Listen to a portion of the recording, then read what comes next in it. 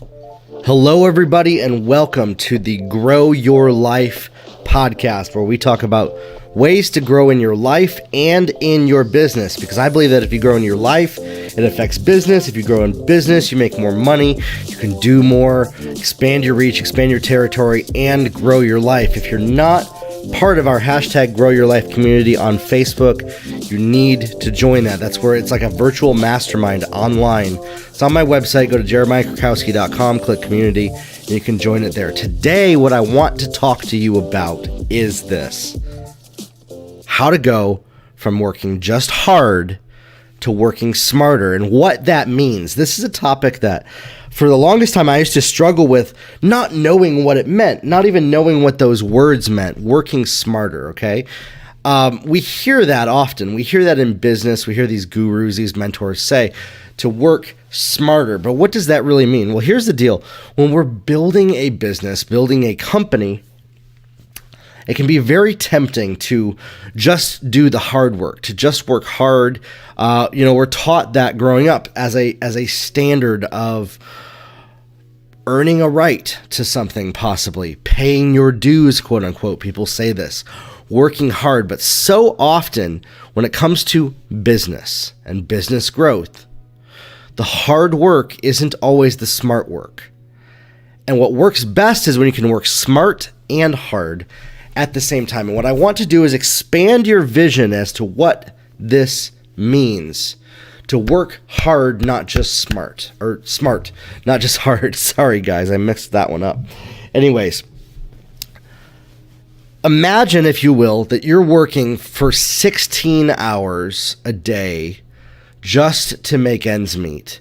You're building a company and you've been doing it for 10 years, but you're not selling any products. You think by now, well, you've earned the right to be making $1 million. You've worked hard enough. You've paid your dues. Why are the paychecks not coming in? What is this? And a lot of people fall into this trap of working hard and being a hard worker. And sometimes they follow into it for years and it becomes a comfort zone for them because they feel accomplished inside that at least they're doing something and they're not being lazy. Or as a business owner, they're working hard to feel like they're earning their keep to make the money that they do.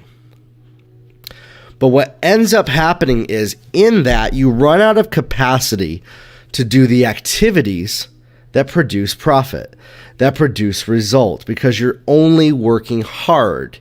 You're doing those hours, and it comes from school work, being raised in public school, even homeschooled like I was. I was homeschooled. But in that, I would fill up my time with activities that felt like schoolwork to feel like I was earning my keep, to be able to go play for the day. The hours spent grinding and learning and doing that do not equate to results. Now, first off, I want to stop right here and pause because some of you are going to say, Jeremiah, seriously, what are you talking about? Hard work is what produces results. It's true.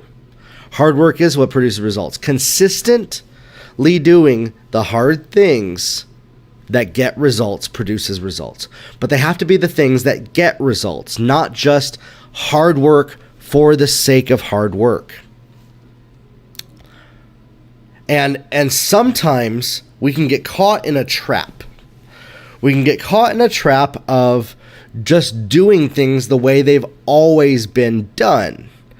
Or because there's an employee, possibly, if you're running a business that has a certain job that takes them 40 hours to do, and you found a way to possibly eliminate that role and move them to something else, you won't do that type of a thing because you don't want to hurt their feelings. I've seen this happen in companies as well, where a technology might replace a employee's job, and then they could be doing other things while the technology aids them.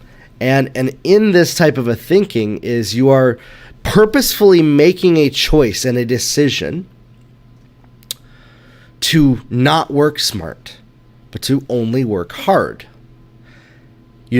So for example, let's say that you're just grinding to get people to show up to a webinar, to a conference, to a school that you're offering. And you know that if you do certain tasks that may take just as many hours as you currently are, it's a risk that you've never done them before, but you've been told that it will get you a better result, but you choose not to because you're so stuck in the old ways of doing things, the hard ways of doing things. And sometimes you might even write it off as the process. The process of growth is working hard and doing hard things that you hate and choosing to not do the tasks that better leverage your time. And I'm here to tell you that that is a lie that has been ingrained in you over time, over the last 40, 50 years. It could have been through how you were raised. Maybe you were raised with a narcissistic parent. Maybe you were raised with this teaching that, if you don't earn your keep, then you haven't earned the right to be at that place. Maybe you just feel inadequate. Maybe you feel like, things come easy to you, so it shouldn't be this easy to get a result. And you choose the thing that's harder. Or you've been doing the hard thing for so long, you think, well, eventually it will get a result. Eventually, it will pan out. Eventually, it will produce what I am due, is my right, what is that I am supposed to receive from working this hard. And you stay in this rut for years. Or let's say that you did something. Here's a very common one. 4 or 5 years ago that got a lot of results. So you decided to methodically do that thing, the hard work that got results 5 years ago, but now it's not. However, because it got results and because it's the way it's always been, you're choosing to not do the new way of things because the hard work is how you've always done it. And I'm here to tell you that in that you are making a choice, a decision for your life, for your company, for your future, to stay small, to not grow, and to not expand because of fear of A, the unknown, B, what will people think about me, C, how will this look, and D, how will it pan out? And in that, you let those fears reduce your confidence from doing what produces a result.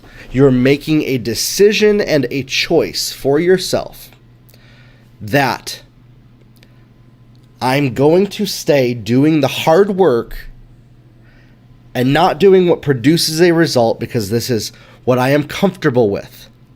This is what I am comfortable with doing, and I am not comfortable doing this new way of things, doing what gets results, what's smarter. And in that, you're actually choosing the easy route by doing your hard work. And this becomes a vicious cycle of activity in business, and I've seen so many people do it, so many organizations, that they get stuck in these ruts of doing certain things one way and not wanting to experiment and explore the new ways of doing things. I heard something about a month ago. I think it was a Tony Robbins teaching. He was saying that in companies that have had the most growth, they bring in new outside voices to audit the old systems every 6 months to come up to look at, is there a better way to do what we've always been doing up to this point? Is there a smarter way to be doing that? Can we be more efficient? And this is what this is about. This is about efficiency and getting more done with less time by choice and intention, not out of emergency or need or lack. And what I've seen happens is people hit the end of their rope after struggling for so long and working hard and not getting the result that they feel they deserve or are due based on A, what used to work in the past, B, the fact that they feel like they should be earning the right to get the result that they envision because they're working hard. And that place becomes a comfort zone for them. It becomes a comfort place to where they don't want to look to the left or to the right of what they don't know, of what could possibly be there to help them grow. And on the left and to the right could be what you haven't thought of before.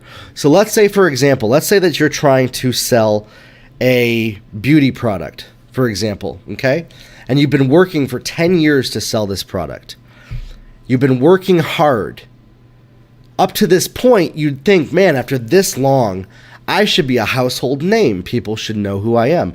They should be buying my product because you've been doing the work that feels like the work that somebody that would get that level of result would get. But the issue with that is you're not doing the right activities. You're doing some activities. You're doing long activities, hard work activities, what takes long hours, what is time consuming, what feels like smart work, but it's actually just hard work for the sake of hard work. And in that, you're missing out on the possibilities that exist through working smarter and looking at how can we set ourselves apart? How can we establish ourselves as the best in the industry? Help people experience our product and service before they buy from us. How can we come up with new video content on social media? You see, if you listen to my podcast, if you watch my page, if you go to my page, if you watch the videos, I do these videos every single day because I want to drive this home for you guys.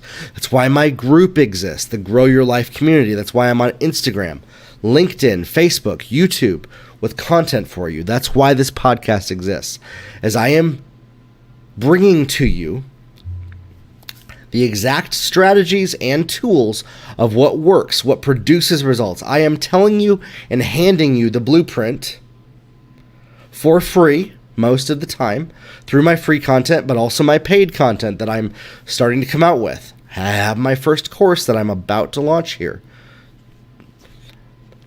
In that, I'm giving you the blueprint of what works. And yet, still, I see people in my group, on my page, listening to this podcast. They've heard every episode. And yet, they're still looking at things through the lens of how they've always done it, through the lens of hard work, instead of how can we work smarter? And so in that, I just had a coaching call, a free call with a gal who won my hashtag Grow Your Life giveaway from my Instagram, which I'll talk about at the end of this podcast. You'll have to listen to the end of it to know about that. She got a free coaching call for listening just all the way to the end of the podcast. And what I told her was this. She was describing to me what set her skincare product apart. It was that it was handmade, that it replaces multiple products. And I paused her. I said, listen, what you're telling me right now is what makes your product unique in the marketplace. Yet I see that nowhere on your website, nowhere on your social media. And your product almost looks like you're afraid of letting people know who's behind this product. You need to have courage to be vulnerable, to put yourself out there. And in that, that's what I'm talking about, working smarter and not working harder.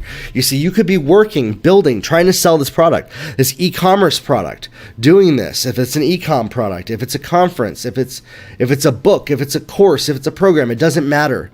If it's an app, if it's a video game, if it's a movie, whatever it is. And you're doing all the hard work that everybody told you should be doing, when deep inside of you, as the person, as the visionary that came up with that idea, especially I'm talking to you who are either in charge of vision or work with and are decision makers in an organization. You know what makes your product unique, yet you're not telling people why you are different from the marketplace, and you're not letting them experience what it's like to be your customer before they buy it. And then you're using old school tactics to get people, outdated websites, low quality designed websites. And that's what my course that I'm releasing is all about. Website Building Made Easy is building professional, mobile, responsive websites with as much knowledge as using a word processor like Microsoft Word. That's all you need to know. No technical knowledge. You're using these outdated hard work tactics, doing hard work. You're using old systems. You got people that are using old systems because that's what they're used to. If you're in a bigger organization, or if it's just you as a solopreneur, you're doing things the way that looks like the way everyone else is doing it. You're trying to copy other people in other industries, maybe even me, which I actually invite you to do that. I want to see people taking what I'm doing as a model and copying it. That's my whole thing is that. So by the way, I just gave you permission to do that if you're wondering that. Not plagiarism, but copy what I'm doing. It's a model for you that you can model and then apply. And yet you're doing these things that are a comfort zone for you.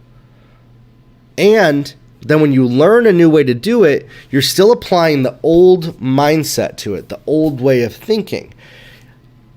Out of experiences, experiential truth of how it worked out in the past. Whether it failed or didn't fail, and you're letting that cloud the creative thinking that comes from being courageous and having courage. If you haven't before, I recommend you watch the Netflix special from Brené Brown, The Call to Courage, where she talks about this. That creativity comes from being willing to be vulnerable and not fearing failure, but rather embracing it as a way to learn what works and what doesn't, and to learn and grow.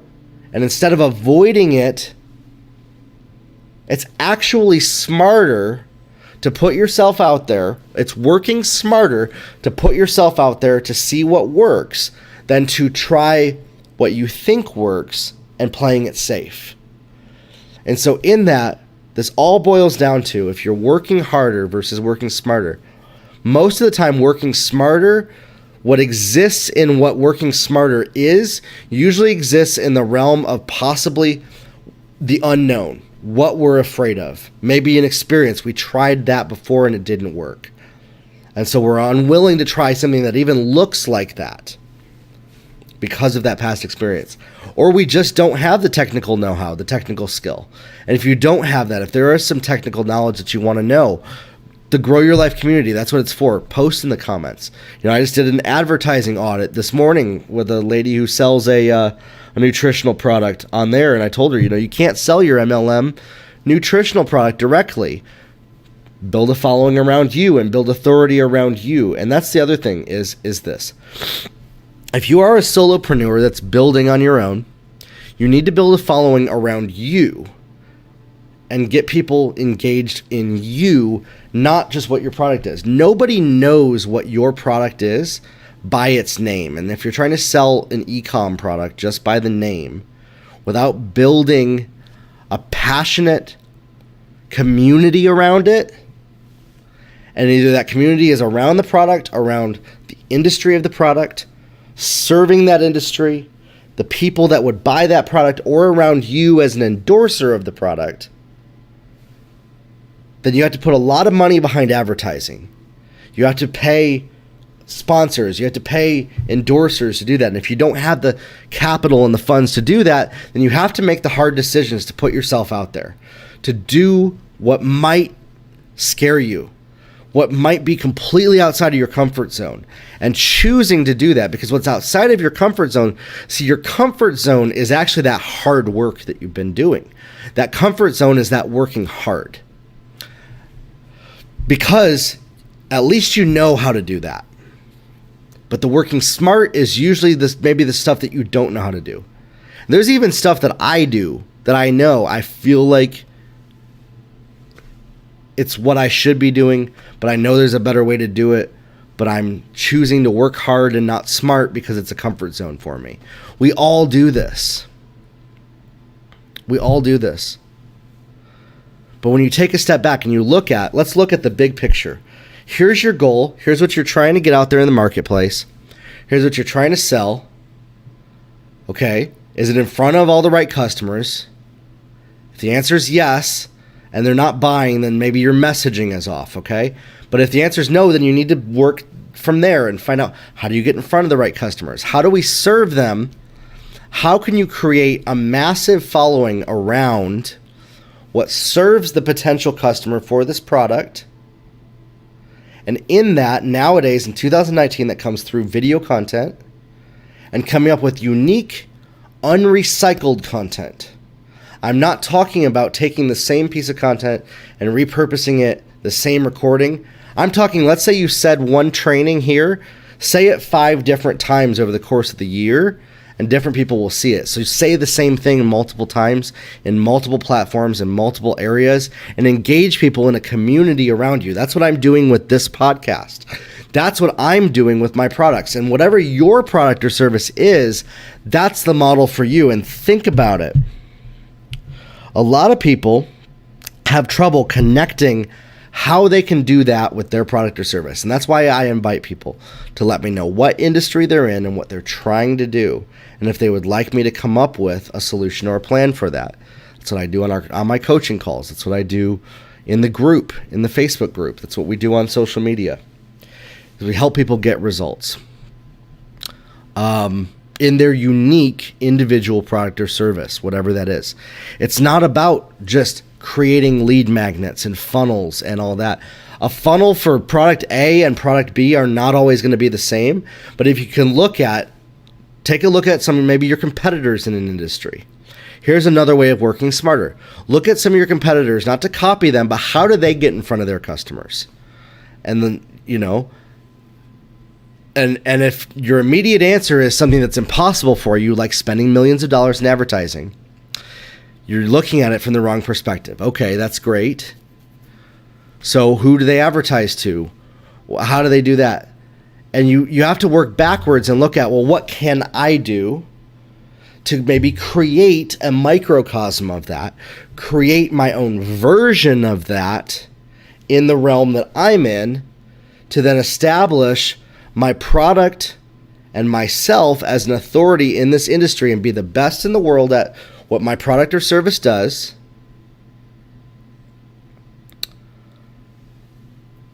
Make it be economical so you can make money from it, and then roll that money into advertising to get more people in. And then, obviously, what do you have a passion for? That's the hedgehog concept that Jim Collins talks about in his book Good to Great, is the hedgehog concept. What's your big, hairy, audacious goal, the BHAG? And you break that down to the hedgehog concept. What can you be the best in the world at? What do you have a passion for? And what can you make money with? And then you take that and you build a brand around that, not around a product. Take any product that you like, that you engage with. Why do you buy that product? Not just purely for its features, but because of how it makes you feel. You feel like you're part of a community, an exclusive community. And the benefits and features that you get out of that are so much deeper than just what that product gives you. Maybe it's easy to use. Why did you choose that product over another? Was it because of a referral? Was it because of that? And so then how do you establish yourself in the marketplace as the authority in products of that industry?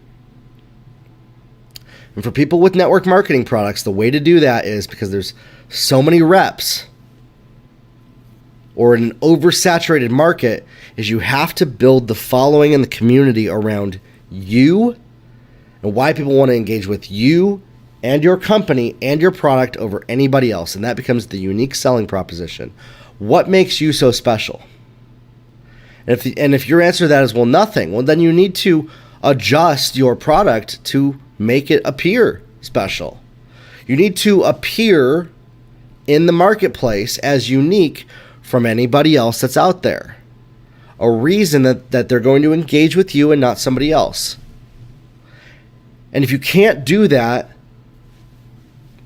you're going to keep working hard and not smart. And so working smart has nothing to do with head knowledge. It has nothing to do with being a genius or not being smart.